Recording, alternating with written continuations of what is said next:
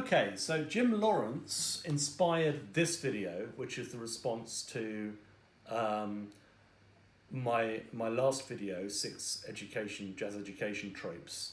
And he said there's the vexed question of avoid notes, another rule that great players broke all the time. So avoid notes is definitely a jazz education trope. And the idea of it is that there's certain notes in any scale. So if you can, and this is a big if, relate any chord to a scale, which is the basic starting point for chord scale theory, then there are certain notes that don't sound good from all the scales. So for instance, like if I play an F on a C major, which is the classic example, so C major 7th here, I play an F on top of it, you know, that sounds dissonant in a way that none of the other notes of the scale sounds, you know, as much more dissonant. So, I mean, this is a relative thing to start off with. The F is obviously much more dissonant than the other notes. I would say not all of the avoid notes identified in the textbooks have the same amount of dissonance. For instance, like if I play a C7 chord instead of a C major 7th and I play like an F over that, that sounds a lot less dissonant to me. And in fact, as Graf and Nettles point out in the chord scale theory book, Berkeley book, there are a few situations where through centuries of usage and cultural conditioning have grown accustomed to accepting the occurrence of avoid notes. I'm rephrasing slightly. These exceptions only occur on the Dorian chord scale and on the dominant 7th chords because of their inherent instability. Now I would say basically their conception of avoid notes, which is not even consistently used in the book, which is that an avoid note is a half step up from a chord tone. I mean, you know, I think that's kind of far too simple of a way of looking at it. I think the idea, you know, these dissonances really come from acoustics.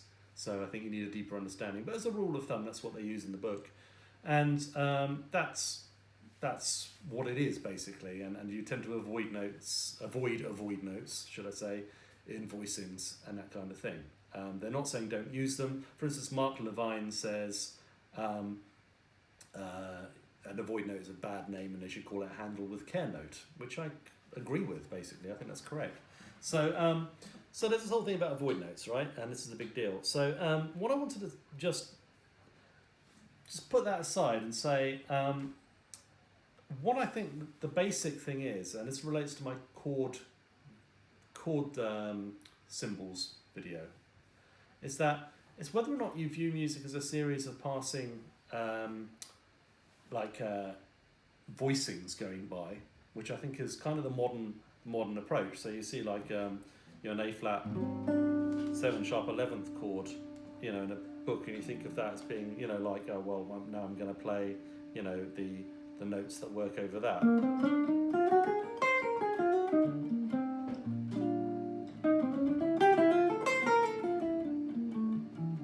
Whether you just kind of go.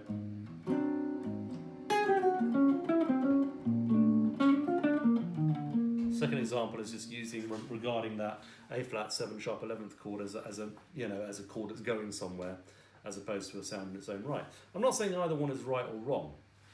So this relates us back to scales, and it's like some scales tell a story. So if I was to play, for instance, a D minor chord, let's let that ring. I'm going to play. Actually, let's do it with the other foot. So I'm going to do this. Get a guitar and shot, and I'm just going to play a harmonic minor now. D harmonic minor.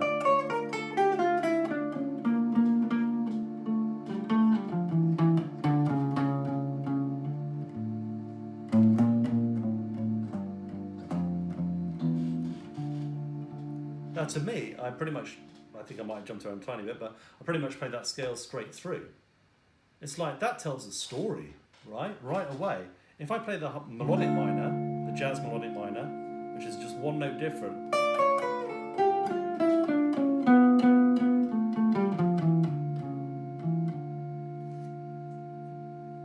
like especially if I play the notes high up,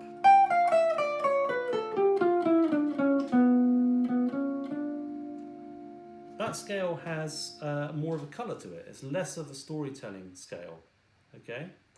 Now the original melodic minor in classical music was, we go up,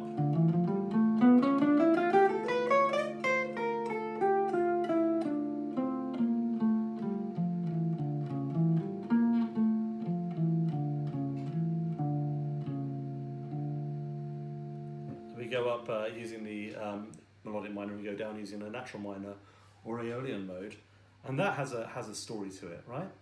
The natural minor has a story to it on its own.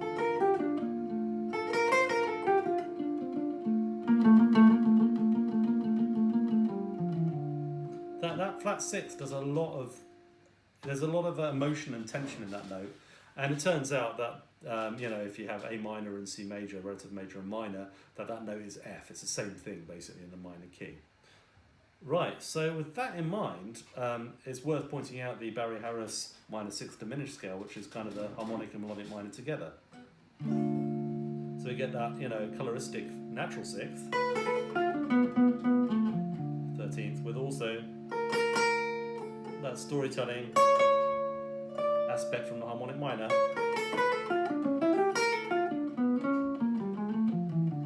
Now there's interesting things, like if I play the Barry Harris sort of this kind of phrase, which is descending the minor sixth diminished scale and then using the three ending, or three phrase,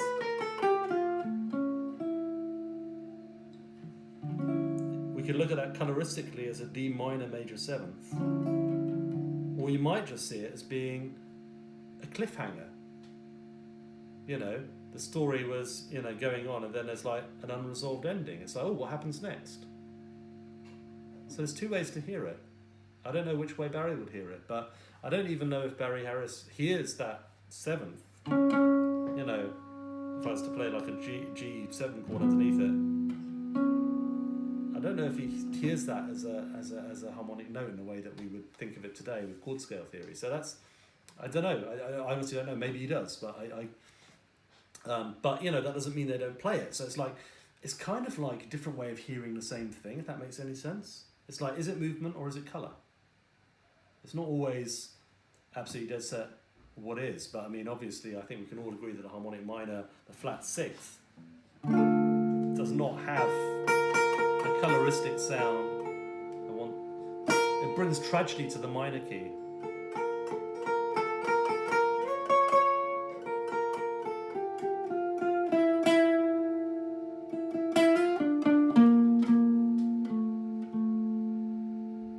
By getting rid of that, you get rid of the tragedy of minor. You get rid of that sort of, that kind of, whatever it is, that vibe that you get from that scale. And I think that's for me an interesting way to think about scales. I don't think people that should be what we think of as tension in jazz harmony, not the upper extensions of a chord, which are coloristic. They don't have tension. If I play the upper tensions of a minor chord, if I play you play this, maybe I play over the top of it. That wasn't very good voicing, was it? Let's try this. Or maybe even better, this one. That's colour, okay? So, I think understanding colour and tension in scales is really important. And chord scale theory naturally moves towards scales which don't have any drama, if you like. They don't have any pathos or tragedy or movement in them. So, for instance, like the Lydian mode,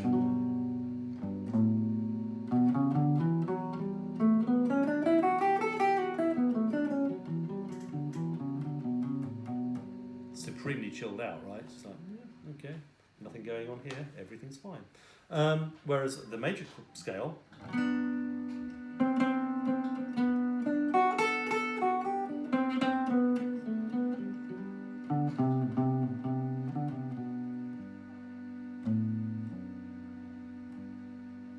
even though it's a very simple sound, it still has movement within it. If we, ratchet it up one and use like the harmonic major, we get more of that, right? So, sorry.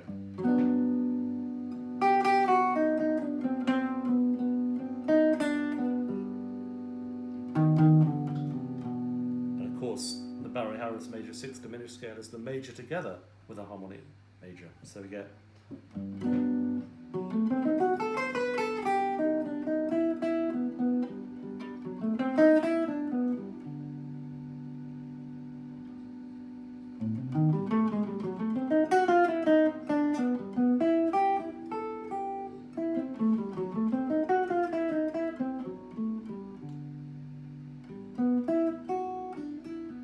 get colour and movement together. That's one of the reasons why the 8-note scales are so powerful and so interesting. So, so there's that as well, okay? But that difference between like movement and colour, I think, is really important. And you can't use scales that have movement in as sort of resolved sounds. But you can still use them in harmony. So, for instance, if I play like, this kind of a sound, which is the, it's a minor chord with a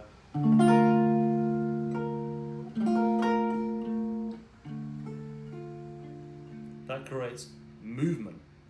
Or if I go, for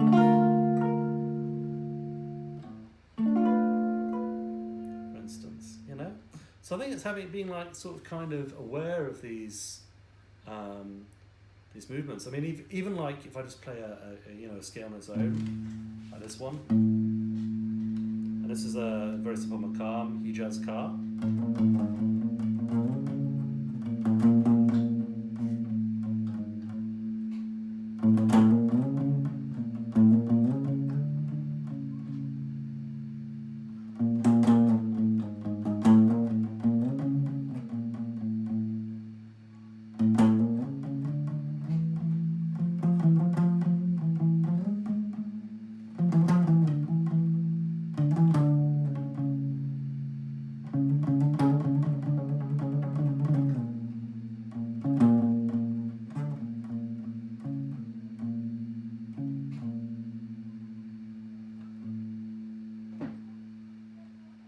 So I'm telling a story, right? Not every note is equal. And I think that's an intelligent understanding of chord scale theory. I just wanted to talk quickly about dominance, because I think dominance, like, as Nettles and Graf point out, dominants are never resolved. I mean, you can get like resolved dominant sounds like 7 sharp 11 and all that kind of stuff, maybe that. Whole tone sounds, and that's a colour. But on the whole, like, dominants are functioning. They want to go somewhere, and even in the blues, that first chord, the 1 chord, wants to go to 4, and then back again, right? There's movement in the blues. It doesn't just sit there. So it's like, and if you're playing non-functional music, for instance, Evan Marion talks about this in an interview with Adam Neely. He's playing with Alan Holdsworth, and in his opinion, like with non-functional harmony, that kind of fusiony harmony, sort of thing, where he's playing like really chords that are unconnected by any kind of function or key. In his opinion, there's only really minor or major chords. So I suppose over a major chord you play the Lydian, and over a minor you would play the melodic minor, and it could all relate to that. Like even a sus chord, I play that, that really is C major with a D in the bass.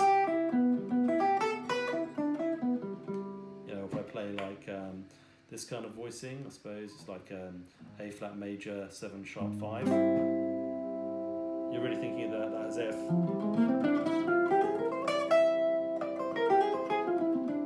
F minor, really, I guess. So it's like, that's interesting. Dominant chords, if I just play like sort of a few random kind of chords like that.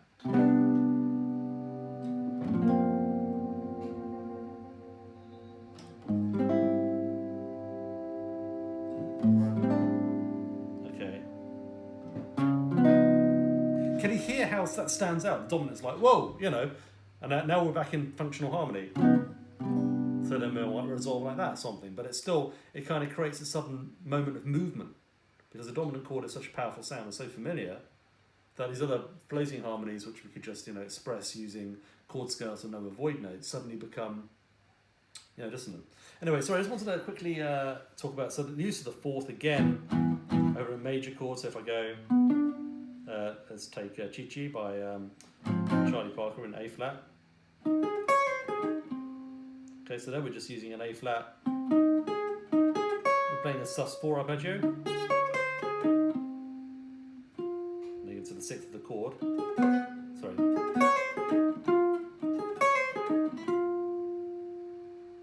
We're using the 4th as a leaning note. but it obviously resolves down by half steps. So the use of the avoid note can be like really, really expressive, you know.